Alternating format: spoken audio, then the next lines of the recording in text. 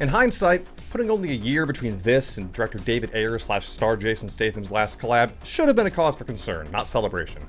I realize now that what made The Beekeeper a guilty pleasure was not just colorful, cathartic fight scenes, but also Kurt Wimmer's gonzo script, starting as it did with a familiar macho Avenger premise and then ending with a deep state apiarist out to assassinate the first female president. Chalk it up to Sylvester Stallone as a co-author then, but for all the satisfying stunts and Epstein-alikes getting murked, Ayer's absurdity this time is surface level. A weird outfit or sculpture here, a laughable delivery there. In the place of cleverness or depth, we get what the average boomer dad dreams of after a scroll through Facebook. Secret society elites abducting teen girls, meth kingpins on a throne of exhaust pipes in a honky-tonk back room, and a blue-collar brute who revives his military skills when the boss's daughter is kidnapped.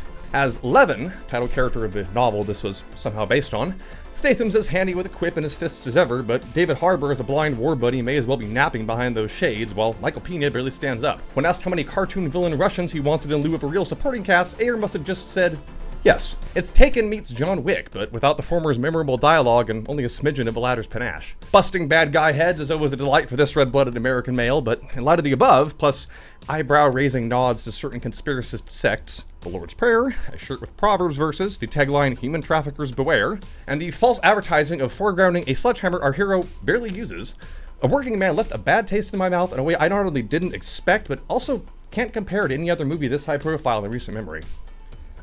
Maybe this is where I get off the action train and move on to period dramas, lads.